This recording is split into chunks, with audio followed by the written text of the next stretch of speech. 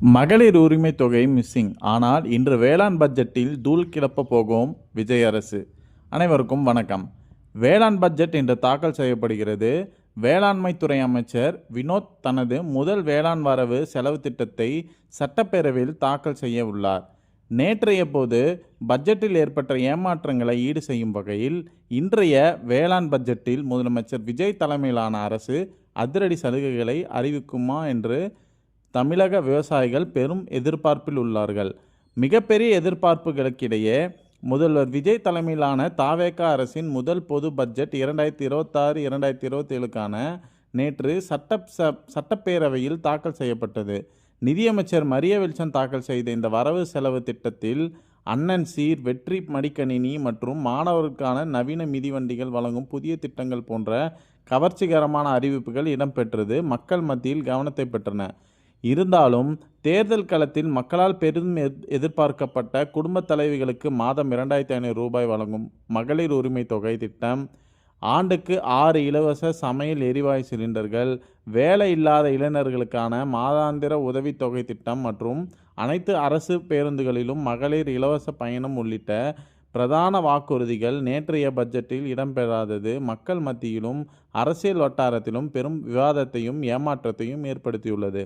இப்படிப்பட்ட சூழலில் தமிழக சட்டப்பேரவையில் ஒட்டுமொத்த கவனமும் இன்று தாக்கல் செய்யப்பட உள்ள வேளாண்மை துறைக்கான தனி பட்ஜெட் பக்கம் திரும்பியுள்ளது.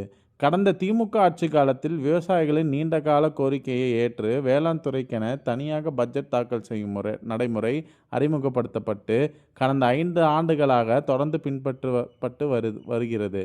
இதில் வேளாண்மை துறை மட்டுமின்றி கால்நடை பராமரிப்பு, பால் வளம், மீன் வளம், கூட்டுறவு, எரிசக்தி என விவசாயிகளோட நேரடியாக தொடர்புடைய அனைத்து துறைகளின் முக்கிய அறிவிப்புகளும் ஒரு சேர வெளியிடப்பட்டு வந்தன.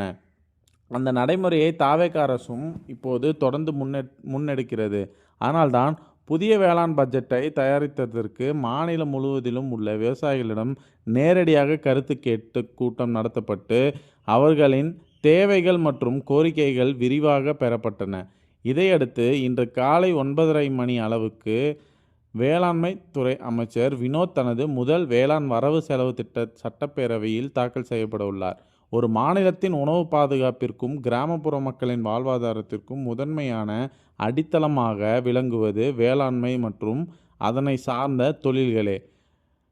வருடந்தோறும் பட்ஜெட்டில் வேளாண் துறைக்கு கூடுதல் நிதி ஒதுக்கீடு செய்யப்பட்ட போதிலும் தங்களின் அடிப்படை பிரச்சனைகளும் வாழ்வாதார சிக்கல்களும் தீரவே இல்லை என்பதே விவசாயிகளின் ஆதங்கமாக இருந்து வருகிறது. எனவே இன்று தாக்கல் செய்யப்பட உள்ள இந்த சிறப்பு வேளாண் பட்ஜெட்டில் சாகுபடியை மீண்டும் ஊக்குவிக்கும் வகையில் அரசு பல்வேறு தொலைநோக்கு திட்டங்களை அறிவிக்க வேண்டும் என்று விவசாயிகள் கோரிக்கை விடுத்துள்ளனர். முக்கியமாக விவசாய பயிர் கடன்கள் முழுமையாக தள்ளுபடி செய்யப்படுமா மற்றும் பயிர் விதைப்பு கால நிதி உதவியாக 15,000 அறிவிக்கப்படுமா போன்ற மிக முக்கிய கேள்விகளுக்கும் எதிர்பார்ப்புகளுக்கும் விவசாயிகளிடம் நிலவி வருகின்றன.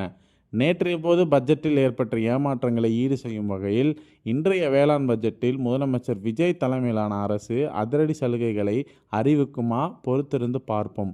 மேலும் இந்த காணொளிக்கான கருத்துக்களை எங்கள் கமெண்ட் செக்ஷனில் தெரிவிக்கவும் மற்றும் எங்கள் யூடியூப் சேனலை சப்ஸ்கிரைப் செய்வோம். நன்றி.